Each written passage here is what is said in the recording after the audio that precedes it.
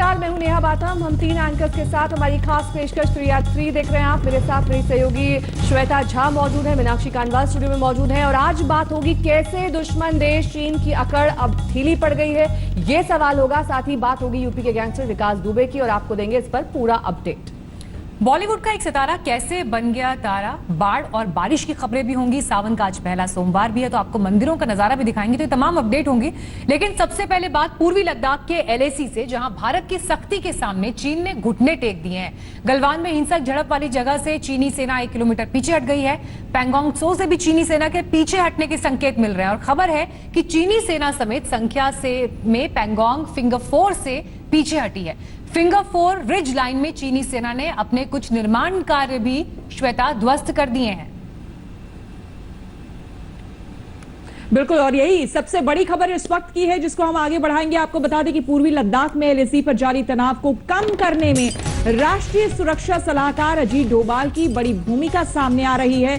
डोभाल ने चीन के विदेश मंत्री वोंग यी के साथ रविवार को वीडियो कॉलिंग की थी, जिसके बाद उन्होंने बातचीत की थी। दोनों के बीच शांति बहाल करने पर एक लंबी बातचीत हुई। साथ ही काम करने पर भी चर्चा हुई है, यानी कि चीन और भारत साथ में मिलकर काम करें, इस पर भी बातचीत हुई है। डोभाल और चीन के विदेश मंत्री वोंग यी ने इस बात पर चर्चा की है कि भविष्य में गलवान जैसी हिंसक झड़प ना हो।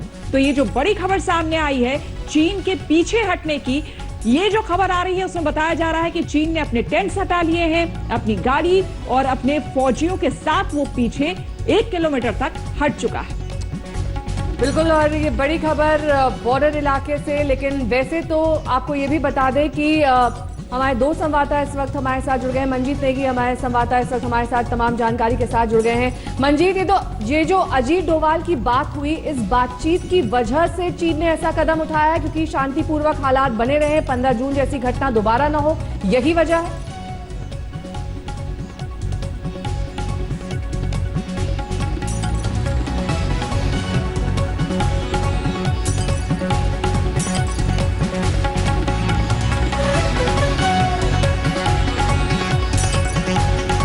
मंजीत, आपको मेरी आवाज मिल रही है?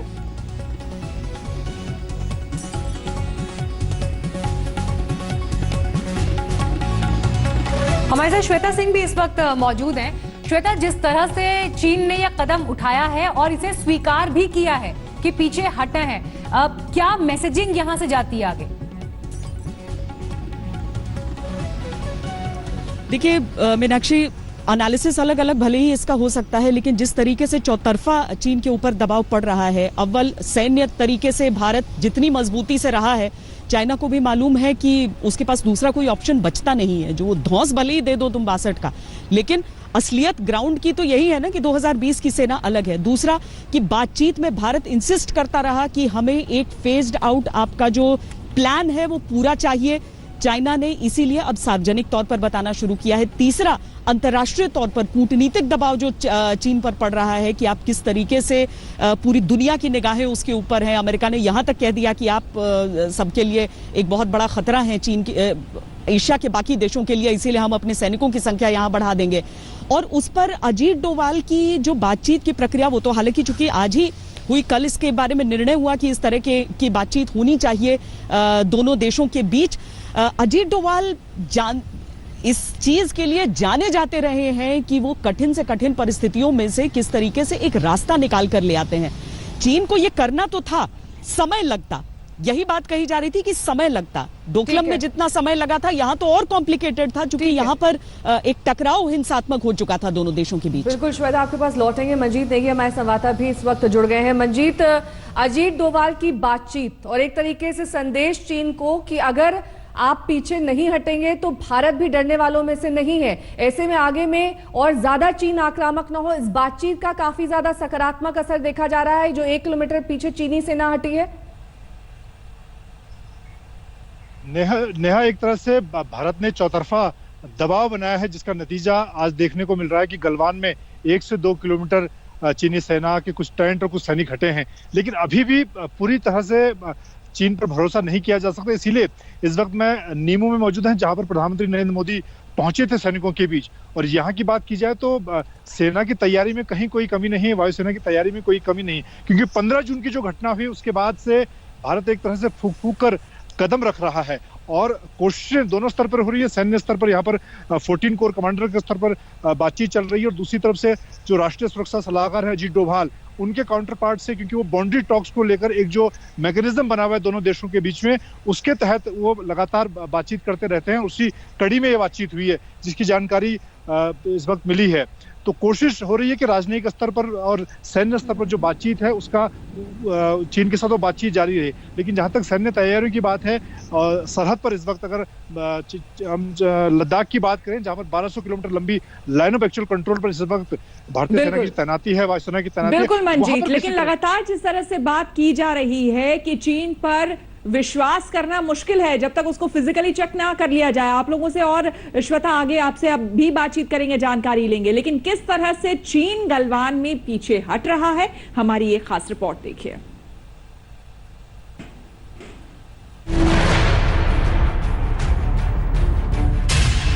चीन को देखकर गिरगिट भी शर्मिंदा हो जाए, वो भी सोचने को मजबूर हो जाए कि उससे ज्यादा ड्रैगन कैसे रंग बदल लेता है, चालें चल लेता है।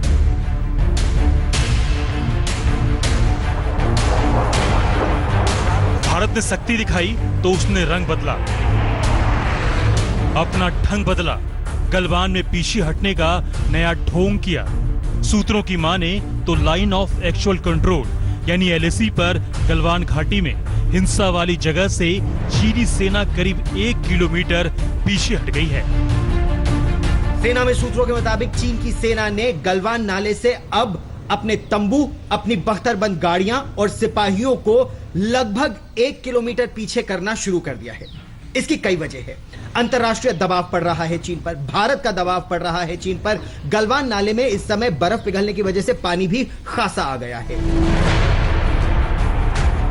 गलवान में चीन की अकड़ आहिस्ता आहिस्ता ढीली पड़ रही है। दरअसल भारत के सख्त रुख के बाद चीन की कसमसाहट बढ़ गई है। बर्फ पिघलने से गलवान नाले में पानी का बहाव तेज हो गया है।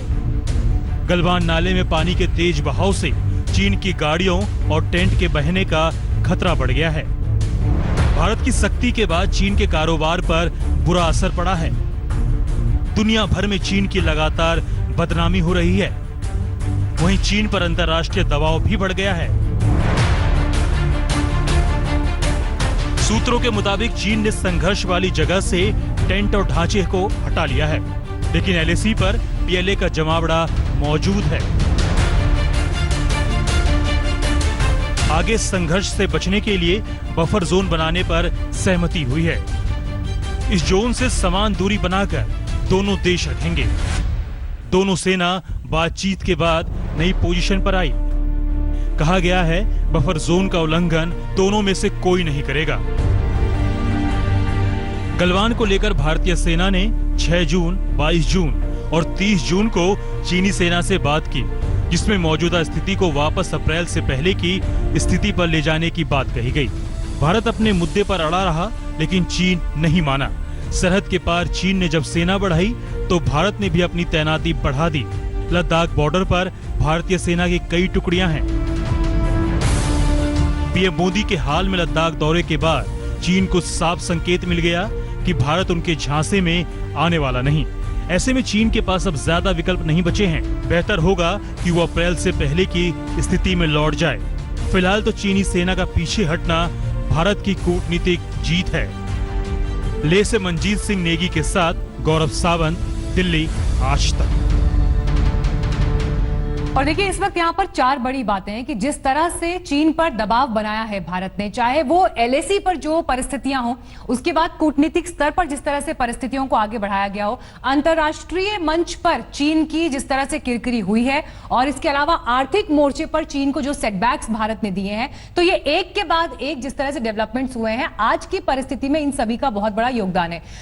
श्वेता, यहाँ पर हमें यह भी जरूर देखना होगा कि अब बेशक चीन ये स्वीकार कर रहा है कि पीछे हटना होगा, और चीन वो देश है जो अलग अलग तरह के प्रोपेगेंडा करता है, और अगर चीन इतने साफ स्पष्ट शब्दों में ये बात कह रहा है तो इसके अपने अलग मायने हैं। अब क्या संकेत यहां से रीड किए जा सकते हैं? आने वाले दिनों में क्या तस्वीर अब आज के बाद हो सकती है?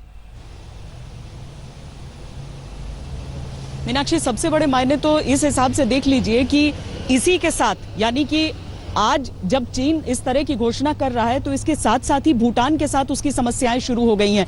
लोगों ने उसमें इंटरप्रिटेशन ढूंढना शुरू कर दिया था कि क्या हिंदुस्तान को एक संकेत देने के लिए चीन भूटान में ये सब कर रहा है। लेकिन इस एक्शन से कि वो गलवान से पीछे हटना सिर्फ स्वीकार नहीं कर रहा है, बल्कि उसने वाकई कुछ डिसमेंटलिंग वहां पर देखी गई है, पूरी तरीके से नहीं। अभी भी हमें यह देखना होगा कि उसके जो हथियार हैं, उपकरण हैं जो वहां तक लेकर आया है, उन्हें कब तक वो वहां से हटाता है। क्योंकि भारत ने दो चीजें रखी हैं। नंबर 1 ये कि हम आके चेक करते रहेंगे, आपको हम इंटरमिटेंटली चेक करेंगे कि आप क्या कर रहे हैं वहां पर। और दूसरी चीज ये है कि जब तक चीन पूरी तरीके से वहां पर डिसएंगेज नहीं करता है, तब तक भारतीय सेना अपने साजो सामान को वहां से हटाएगी नहीं। मीनाक्षी, बिल्कुल। इस बीच मंजीत, आपसे ये समझना चाहेंगे, अभी जो बातचीत हो रही है और जो तस्वीर सामने आई है, बताया ये जा रहा है कि भारत ये कह रहा है कि अप्रैल से पहले जो स्थिति थी उसमें चीन वापस लौट जाए। लेकिन आपसे यहां पर ये समझना चाहेंगे, जो बफर जोन बनाने की बात की जा रही है जिसका उल्लंघन दोनों ही देश ना करे, इस तरह की बातचीत, और क्या वापस एक बार फिर से चीन अगर चला भी जाता है तो क्या ये विवाद हमेशा के लिए सुलझा माना जाए, या फिर इस तरह की हरकत दोबारा चीन ना करे, उसके लिए भारत कैसी तैयारी करेगा? देखिए, भारत की सैन्य तैयारियां श्वेता बहुत मजबूत हैं। और अगर हम बात करें तो आज भी हमने यहाँ पर लेह में हमें जानकारी मिली कि भारतीय सेना अब इस तरह के टेंट खरीद रही है कि जो कि अब हमारी जो सरहद पर तैनाती, चाहे गलवान, खासतौर से गलवान नाला इलाके की बात करें, वहां पर स्थायी टेंट लगाकर हर मौसम में वहां पर रुका जा सके। क्योंकि बफर जोन की जहां तक बात है, बफर जोन पहले से मौजूद था और चीन ने ही उसका उल्लंघन करते हुए बफर जोन में अपने टेंट लगाए हैं। अभी भी जो जानकारी मिल पा रही है, चीन की जो कुछ टुकड़ियां, कुछ टेंट थोड़े से पीछे हटे हैं, 1 से 2 किलोमीटर की जानकारी है। लेकिन अभी भी भारतीय सेना के जो सूत्र यहाँ पर अगर हम लेह की बात करें तो चीन के जो बड़े आर्मर्ड व्हीकल हैं, बड़े हथियार हैं, वो रेयर इलाके में, यानी कि पीछे के इलाके में पूरी तरह से इंटैक्ट हैं, मौजूद है, पूरी तरह से उनकी तैनाती अभी भी मौजूद है। तो भारतीय सेना 15 जून की जो भिड़ंत रही है, उसका जो जिस तरह का चीन की हरकत रही है, उसको देखते हुए पूरी तरह से भरोसा उस पर नहीं किया जा सकता है। और इसीलिए जहां तक सेना की तैयारी की बात है, वो पूरी तरह से चाक-चौंध और एक लंबी तैयारी की पास मंजीत श्वेता हमारे साथ बनी हुई है। श्वेता, क्योंकि आप काफी दिन इस एरिया में वक्त गुजार कर आई हैं, ज्योग्राफी को वहां की समझती हैं, जैसा कि गौरव से हमारी बात हो रही थी, उनका कहना था कि गलवान नदी इस वक्त तूफान पे है। ये भी एक वजह हो सकती है कि चीनी सेना लगभग 1 किलोमीटर या 2 किलोमीटर पीछे हटी है। लेकिन एक पुरानी कहावत है कि हाथी के दांत खाने के और दिखाने के कुछ और होते हैं। हो सकता है कि आज की जो पीछे हटने की स्ट्रैटेजी है, उसके पीछे चीनी सेना की कोई एक बड़ी सोच, कोई एक बड़ी साजिश हो। ये हो सकता है नेहा, लेकिन अभी मुश्किल लगता है कि चाइना इस तरह की चीज अफोर्ड कर पाएगा। जिस तरह से मंजीत भी कह रहे हैं कि गलवान पे ऐसा नहीं है कि पूरी तरीके से वो 1 किलोमीटर पीछे हट गए, नहीं, कुछ टेंट्स डिसमेंटल हुए हैं, अभी भी उनकी आर्मर्ड गाड़ियां वहां पर नजर आ रही हैं। इसीलिए चाइना भी एक तरह से टटोल रहा है हिंदुस्तान को, और भारत भी देख रहा है चाइना को। 15 तारीख को सिर्फ वहां पर हमने अपने जवानों को नहीं खोया था, बल्कि विश्वास को एक नए सिरे से खोया था चीन के साथ, और चीन इस चीज को समझता है। चीन इन सारी चीजों को देखते हुए जानता है कि अगर ये जो इकोनॉमिक बॉयकॉट देश में शुरू हो गया है, इसने रफ्तार पकड़ ली, अगर सेना जिस तरीके से डट कर खड़ी है, उसने अपनी तरफ से सोच लिया कि आप पीछे नहीं हट रहे हैं तो हम प्रहार कर दें, चीन के लिए कोई सस्ता सौदा यह नहीं रहेगा। चीन को मालूम है कि उसे बहुत परेशानियां हो सकती हैं। इसीलिए अधिकतर जो सैन्य जानकार हैं वो यही मानते हैं कि चाइना ऐसा चांस अभी नहीं लेना चाहेगा। और खासकर जो ठंड की बात हम वहां पर कर रहे हैं, तो भारतीय सेना को तो आदत है सियाचिन जैसे पोस्ट पर रहने की। कश्मीर के ज्यादातर आप इलाकों को देख लें, जहां पहले नहीं ठंड में हम रहते थे, लेकिन अब ठंड के समय वहां तैनाती रहती है। लेकिन चीन को इस तरीके से अपने किसी बॉर्डर को परमानेंटली मैन करने की आवश्यकता नहीं होती है।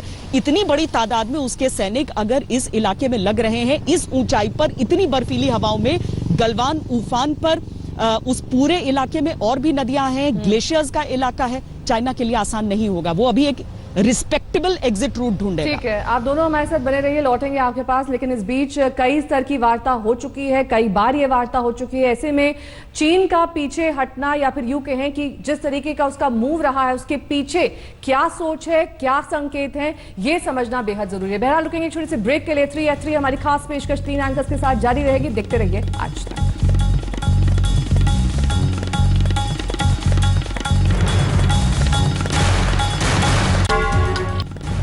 पूर्वी लद्दाख ही नहीं, चीन दक्षिण सागर में भी घिर गया है। उसकी अपनी करतूत ने उसे नहीं छोड़ा। दरअसल चीन की विस्तारवादी नीति ही उसके लिए किस तरह से मुसीबत बनकर आई है, ये मालूम चल रहा है। बिल्कुल, दक्षिण चीन सागर में तनाव का स्तर बढ़ चुका है। दक्षिण चीन सागर में आपको बता दें, तनाव का स्तर बढ़ गया है। अमेरिका ने उसे घेरकर सबक सिखाने की ठान ली है। अमेरिका ने परमाणु शक्ति से लैस अपने 2 एयरक्राफ्ट कैरियर दक्षिण चीन सागर में भेज दिया है। और जैसे जैसे चीन हिंद और प्रशांत महासागर के क्षेत्र में अपनी दादागिरी दिखा रहा है, उसे अमेरिका से लगातार चुनौती मिल रही है। समंदर में ही ड्रैगन को डुबोने के लिए अमेरिका चुनौती दे रहा है। जिस समंदर में चीन दादागिरी कर रहा है, वहीं उसे दबोचने की तैयारी है, उसे पानी पिलाने का प्लान है। दक्षिण चीन सागर में ही सुपर पावर ने चीन का खेल बिगाड़ दिया है। अमेरिका ने परमाणु शक्ति से लैस अपने 2 युद्धपोत यूएसएस निमित्ज और यूएसएस रोनाल्ड रीगन को उतारकर चीन की विस्तारवादी नीति को चुनौती दिया है। चीन पूरे विश्व के ट्रेड को प्रभावित करना चाहता है, पूरे विश्व के ट्रेड को इन्फ्लुएंस करना चाहता है। जो 1/3 वर्ल्ड का शिप्स साउथ चाइना सी से जाता है, उसको कंट्रोल करना चाहता है। $3 ट्रिलियन का जो ट्रेड है हर एक साल साउथ चाइना सी के माध्यम से, उसको प्रभावित करना चाहता है। दक्षिण चीन सागर में चीन घिरा तो बिलबिलाने लगा। उसके गीदड़ भभकी को ग्लोबल टाइम्स ने आवाज दी। अमेरिकी युद्धपोतों के अभ्यास पर चीन के सरकारी अखबार ग्लोबल टाइम्स ने शेखी बगाड़ते हुए लिखा, चीन की सेना की मेहरबानी है कि अमेरिका ऐसा कर रहा है। हैरान करने वाली बात यह है कि जब अमेरिकी युद्धपोत अभ्यास कर रही थी, तभी चीनी सेना भी दक्षिण चीन सागर में अभ्यास कर रही थी। लेकिन अमेरिकी युद्धपोत के आगे चीन कहीं नहीं ठहरता। यूएसएस रोनाल्ड रीगन और यूएसएस निमित्ज दोनों ही परमाणु शक्ति से lace multi mission aircraft carrier हैं। इनकी पहचान दुनिया के सबसे बड़े जहाजों में होती है। इन पर करीब 5000 नौसैनिक एक साथ कहीं भी जा सकते हैं। वही तीसरा aircraft carrier USS Theodore Roosevelt Japan के करीब गश्त लगा रहा है। यानी चीन से 2-2 हाथ करने को अमेरिका तैयार है। I just talked about the threat from the Chinese Communist Party. So now threats to India, threats to Vietnam, threats to Malaysia, Indonesia, South China Sea challenges, the Philippines.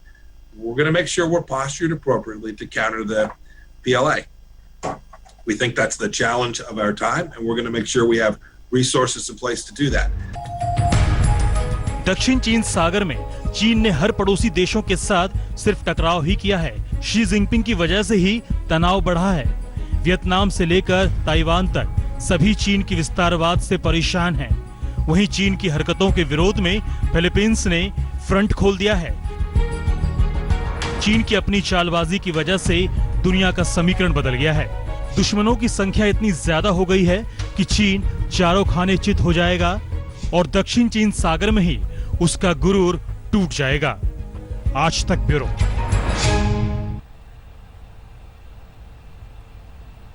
यहां पर हम रुकेंगे एक छोटे से ब्रेक के लिए। ब्रेक के बाद देखिए आसमानी आफत अटकी जान। नमस्कार, मैं हूं अंजना ओम कश्यप। हमें उम्मीद है ये वीडियो आपको पसंद आया होगा। लेटेस्ट खबरों के लिए यूं ही देखते रहिए आज तक, और इस वीडियो के पसंद आने पर लाइक, शेयर एंड सब्सक्राइब करना ना भूलें।